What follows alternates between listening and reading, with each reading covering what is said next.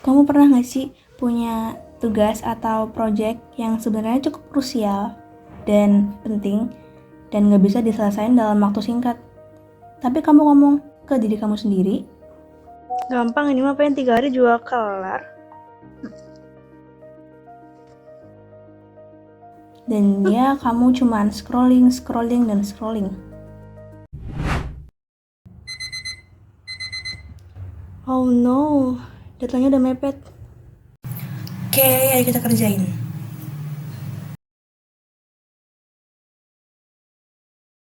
Tiba-tiba, laptop kamu mulai nge-glitch. Ini gimana? Guys, jujur, siapa di sini yang pernah ngomong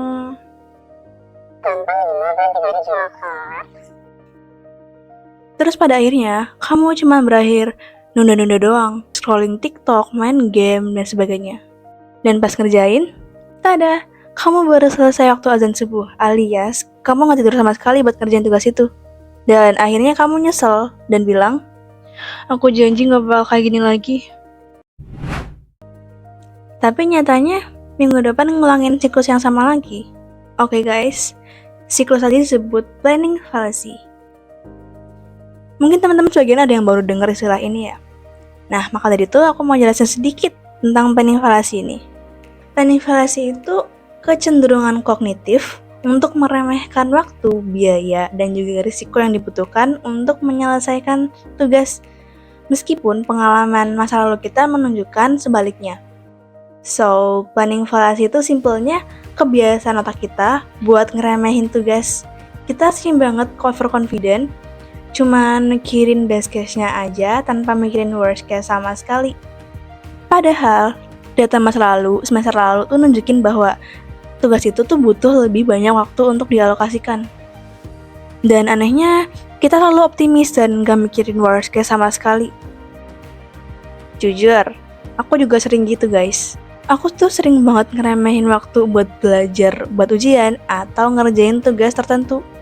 Kayak bisa nantilah, atau ini mah ngerjainnya bisa hamin berapa jam, seperti itu.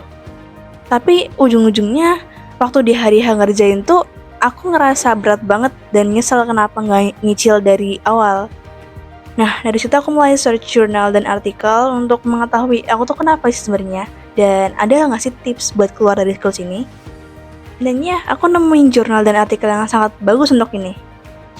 Dan guys, penemu dari konsep planning fallacy ini yaitu psikolog terkenal bernama Daniel Kahneman dan juga Amos Tversky di tahun 77 sampai 79. Lalu kenapa kita sering terjebak di siklus planning fallacy ini? Dan kenapa otak kita sering melakukannya? Oke, based on jurnal dan artikel yang udah aku baca, ada beberapa hal yang jadi penyebab utama kenapa otak ngelakuin hal itu. Pertama, optimism bias. Otak kita tuh settingan defaultnya positif banget, tapi kadang kelewatan. Pas kita lagi bikin rencana, kita tuh ngebayanginnya best scenario aja atau skenario terbaiknya aja. Contohnya, laptop nggak bakal error, internet nggak bakal mati, badan nggak selalu sehat, dan sebagainya. Yang kedua, amnesia data. Kita ngabain fakta bahwa tugas sebelumnya pun yang serupa membutuhkan waktu lebih lama buat ngerjainnya, tapi kita tetap ngeyel, ngeset di waktu yang lebih pendek. Ya, bisa dibilang nggak belajar dari pengalaman. Yang ketiga adalah ignore worst case. Kita ngabain worst case atau terlalu optimis bahwa kita bisa ngendalin variabel eksternal yang mungkin bisa ganggu kita buat ngerjain tugas yang ada. Padahal justru faktor eksternal inilah yang sulit buat dikendaliin. Yang keempat adalah present bias. Ini sering tersebut sebagai mager atau procrastination. Atau bahasa lainnya kita lebih milih malas-malasan di masa sekarang dan ngelempar tugas yang ada ke masa depan, dan ya dimana nanti kita di masa depan itu bakal nyesel kenapa kita nggak ngerjain dari awal gitu. Nah, yang kelima itu social pressure. Ini maksudnya kita mengiyakan semua deadline yang diberi dari atasan organisasi atau dosen atau teman, bahkan dengan deadline yang realistis. Ini karena kita pengen kelihatan kompeten di mata mereka bahwa kita bisa ngerjain tugas tersebut dengan deadline semepet itu, ya walaupun gak make sense. Oke, aku mau kasih contoh suatu project yang pernah kena planning fallacy ini, yaitu Sydney Opera House. Yap, bangunan megah yang ada di Sydney. Kalau kamu mikir ini cuman masalah mahasiswa yang males, sayangnya kamu salah besar. Kita lihat Sydney Opera House. Gedung sekeren itu direncanakan bakal selesai tahun 1963 dan dengan estimasi anggaran sebesar 7 juta dolar. Namun tanda-tanya gedung tersebut baru selesai di tahun 1973 dan dengan anggaran membengkak sebesar 102 juta dolar. Yap, penyelesaiannya ngaret 10 tahun. Jadi, kalau arsitek kelas dunia aja masih bisa salah estimasi, apalagi kita sebagai mahasiswa. Buat mahasiswa, dampaknya itu bukan cuma nilai jelek, tapi juga buruk buat mental health kamu. Gara-gara planning fallacy ini, itu bisa bikin kita stres, burn out, dan juga bikin kita ngerasa bodoh.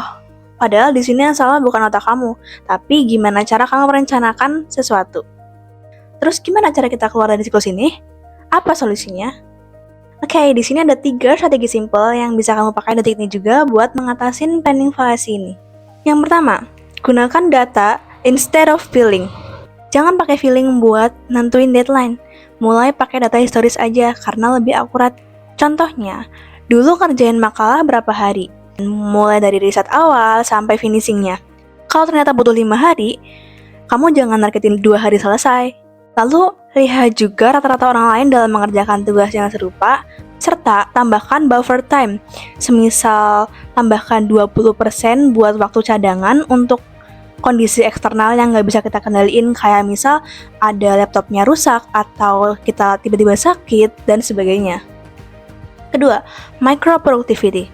Instead of nulis kerjain makalah di to-do list kamu yang bakal terlihat menakutkan dan bikin kita malas buat ngerjainnya, better kita pecah tugas utama tadi jadi tugas kecil-kecil yang gampang kita achieve.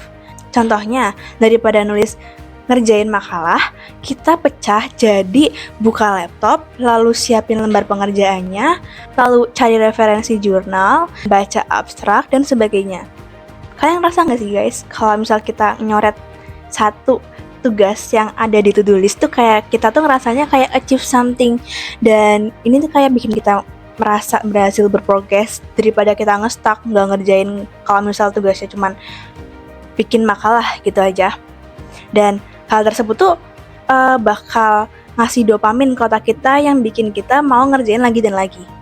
Strategi yang ketiga adalah 3-point estimation. Strategi itu ngajarin kita buat jangan cuma punya satu rencana aja, tapi bikin 3 skenario dalam mengerjakan sesuatu. Yang pertama adalah skenario optimis. Di sini situasinya semua hal bakal lancar, nggak bakal ada worst case. Dan kita estimasiin waktu misal contoh ngerjain makalah dalam 2 hari. Dan di skenario kedua yaitu realistis, di mana di situ bakal ada kendala-kendala sedikit yang masih wajar dan estimasi waktunya bakal selesai 4 hari. Dan yang ketiga adalah pesimis. Di sini kalau bener-bener kita mikirin worst case-nya. Misal kalau kita lagi apes, misal laptop lagi rusak atau kita tiba-tiba sakit di hari pengerjaan, siapa tahu. Jadi kita estimasiin 7 hari. Dan saranku, kita harus selalu berpegang ke yang pesimis aja teman-teman. Karena lebih baik kelar cepet daripada kita ngaret kan? So guys, ingat satu quote ini. Rencana baik itu bukan rencana yang tercepat, tapi rencana yang ditepati. Jadi, mending kamu susah di awal, ngerjain di awal-awal, dan bisa leha-leha waktu udah deadline, daripada kalian ngerjain H-1 deadline, dan H+1-nya jadi sakit tipes kan? Nah, mungkin sekian dari aku. Kalau kalian punya pengalaman SKS yang paling parah, coba cerita di kolom komentar dong.